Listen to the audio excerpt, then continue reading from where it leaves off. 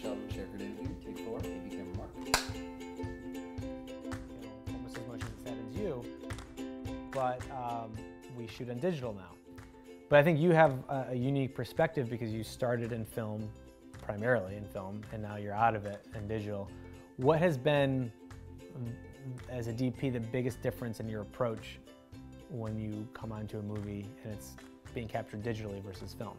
My gaffer, Mark Manthe, on the house would agree with me. I think, you know, there's obviously a million things about digital that's advantageous in terms of shooting, et cetera, in terms of the cost and the, you know, it's less cumbersome of a process, et cetera, et cetera. The thing that Mark and I lament over is the process of shooting film. And by that, I think we're talking specifically about kind of the protocol on set and kind of the pace and the rhythm of filmmaking while shooting film. And I think both of us kind of miss that aspect of it, you know, that you would, there was film in the camera, so it was more precious when you were rolling. You would roll out a film, so you would stop and you would reload and you would have this moment. So there was almost like this more deliberate pace to it, and I think both of us really miss that element of it, more so than the ability to shoot on still, which is fucking awesome. But it's really the kind of the rhythm of filmmaking. Before it was me, the process was with me with a meter. It was, you know, wizardry Yes. of setting an exposure and you not know what it's going to look like until you get it in dailies the next day, to me sitting with a DIT in a tent where we're calibrating this monitor and the DIT is making calls, oh, we need to have a little more exposure there. He's like, going from film to digital is a profound change in the way they do their job. And I think also as a DP, you had a lot more control when you're shooting on film because people just trusted you that you were gonna expose it and make it look right. And nowadays with digital, that control is a little more shared in creating the images. Is that correct? Yeah, I would say without a doubt, as with shooting on film, there is an autonomy. Yes. As a DP, and you were entrusted with this task and you executed it and the dailies came out. Now it's definitely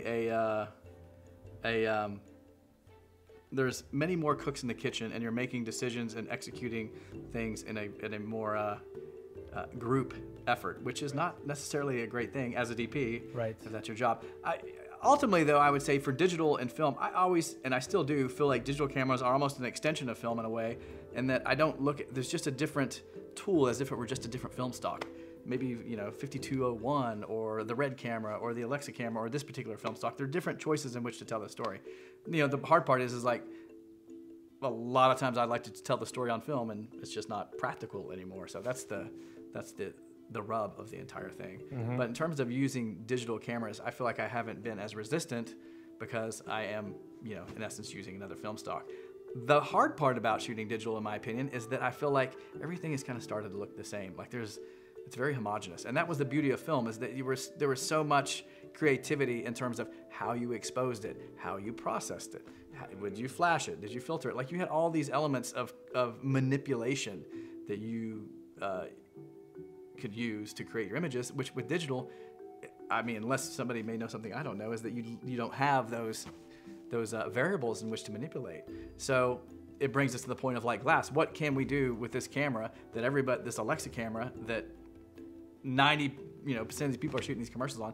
What can I do to this camera to create a specific, unique look for what it is for what I'm doing? And right, and it's glass. A lot of time it comes to glass, Yeah, I've noticed over especially the last 5 years, particularly, less than that, there's been a huge trend in just going for vintage glass. Right. It's that one opportunity, the biggest, I think, opportunity that the DP has to really make their mark, to give it a look, to give it a characteristic and a style. Because yeah, like you said, digital cameras are kind of homogeneous and they're very clean, almost too clean, almost too sharp, and you got to kind of dirty it up and give it a little funk. Right. And I've noticed that. But also, what about color correction for you? I mean, when you go into post, isn't that an opportunity or a tool to kind of give it a look or give it a different feel? My God, using a DI, and especially in the last 10 years, the sophistication of those tools is pretty profound, and what you're able to do. And so I think that does affect how you work on set. specifically if, you know, there's choices that you can make on set if you, in terms of lighting, for example, where you could spend 20 minutes and half an hour trying to finesse and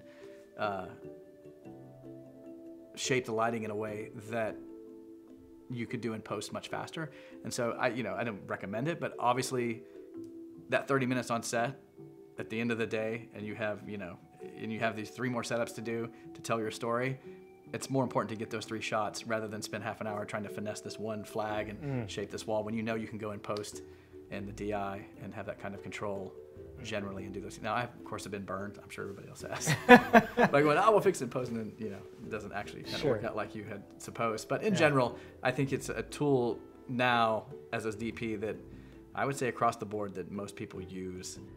So we have digital cameras, we have lenses, and we have how you handle it in DI and post-production, which is color correction. Can you give me an example as a DP where you use these tools to create a look from beginning to finish, where you said, this film's gonna want this kind of feeling, so I'm gonna use these lenses, I'm gonna use this camera because this sensor does this with skin tones. I'm gonna do this in DI and bring out the blues here because whatever. Do you have an example? I'm sure, I know you do, but give me an example of that. Probably most specific and recent is Keanu, the movie that comes out in theaters at the end of April, where it's a comedy, but it's also an action movie and kind of a buddy movie. And we wanted to create a look, and I say we, me and the director Peter, wanted to create a look that wasn't a broad comedy look or a comedy look at all. We wanted to feel like this urban street movie, drama. And so we're like, what tools are we going to use to create this look? And of course, initially we both wanted to shoot on film, but it wasn't really realistic for the budget.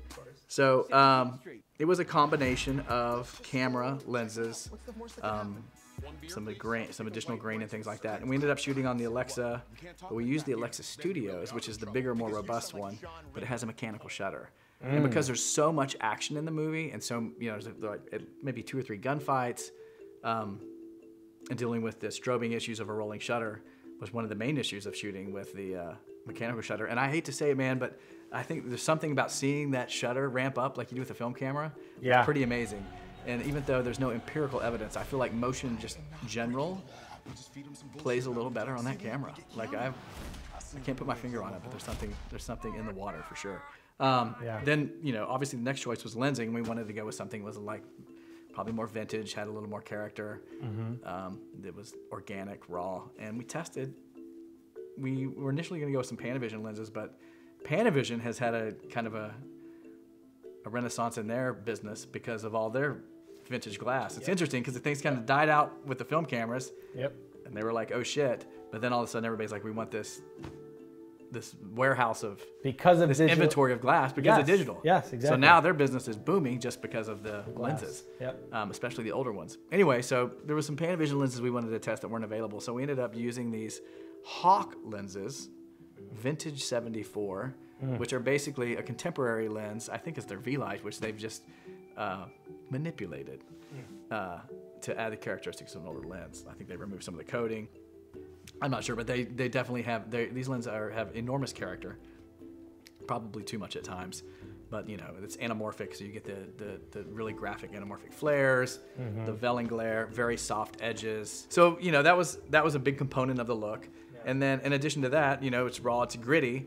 And I had used this product called Live Grain on Stanford Prison Experiment, which is amazing. And it allows you to apply grain to a digital image, but it's not just an overlay.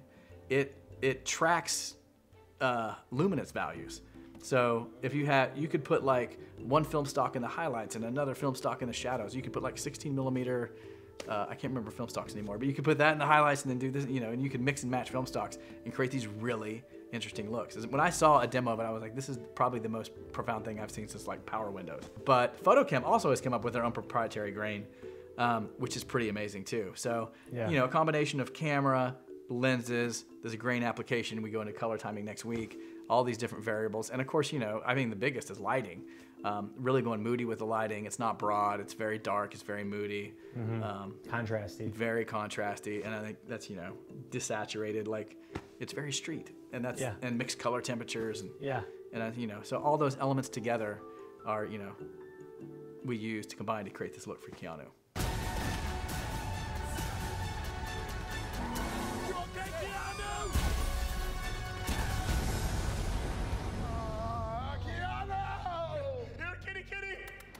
So in the digital age, I mean, there's so many options of digital cameras. You know, what do you have a preference, or is it project-based? For me, it's definitely project-based. And like I said before, I treat it like a film stock. And so you know, we look at what we're shooting and try to use creatively what we feel is the best tool for that job. And I'll say this, not only creatively, but also practically, you know, like for example, on COG, Children of God, we were shooting in very tight locations and very tight spaces, and it was a small crew, and we shot on red for that. And it was a big part of that decision, in addition to the creative choices for the look, was the practical element of having the smaller footprint. And this was before, this is like, you know, before the Mini and all these other things came out, of having a small footprint and something that was light and easy and fast to use. We had a tight schedule, small locations. And once again, it goes back to film stock. You would get used to shooting a certain type of film stock. You would know what it would do in this situation. You would know how it would handle highlights. And you got to a point where you got really good at shooting that stock. And I feel like it's the same way with cameras. Like, I feel like I can coerce a look out of a red, a specific look. And there's certain advantages the red has, you know, and it is a sharp camera, it has high resolution, and, you know, has the frame rates. But I feel like for a specific project like Stanford, where I wanted kind of a 70s gritty, contrasty look, I felt like I could take that camera and I could use that stock, so to speak, to facilitate that image. And then, you know, whereas I would use the house, which we wanted more of a pastel look with, you know, softer contrast range and, you know, gentle highlights. And I feel like I could kind of squeeze a look out of that camera. And interestingly enough, that was with the Alexa. With the Alexa, and that's with C-series lenses as well. So for me, it's less about the technology and what's under the hood. It's more about how I'm able to manipulate that camera and kind of not even force, but coerce the look that I want out of it, or become accustomed to or familiar with. And going off of that, you know, it's an exciting time. You know, I think it's part of why ShareGrid is here, because there's so much technology, there's so much equipment out there. You know, just you as a filmmaker, where do you see this industry going, whether it be technology or, you know, how can you speak to that in terms of where things are going as to where they were when you first started out? Right. I would say my guess would be, and I think you already see evidence of it happening already, is kind of the diversification of media. And by that I mean, like, when I started, there was movies and there was TV, and there was, you know, that was really all there was.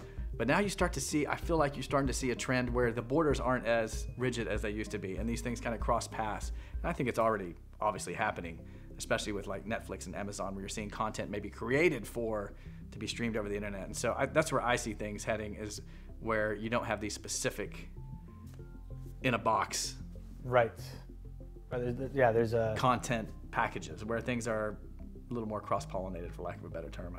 I think the web is the biggest contributor. And even to advertising, you know, we had like such specific TV commercials, and now there's whole content creating that's just as a vehicle for an advertising that goes on the internet, and it's like a, you know, 2 to 3 minute piece, which is a commercial, but it's not really commercial, but it is. Like, I mean, those kind of things. Yeah. Which I think are cool, and I welcome it seems to create more work for all of us. So the great thing about ShareGrid is it's the great equalizer. When I started out in the film business, like you know, it was virtually impossible to get a camera, get film, go out, shoot, get the equipment. But now it's there. You know, there's the opportunity to go out and create and shoot something is virtually limitless. Well, the great thing about ShareGrid is that it's accessible, it's easy to get, it's reliable, and it is available to everybody.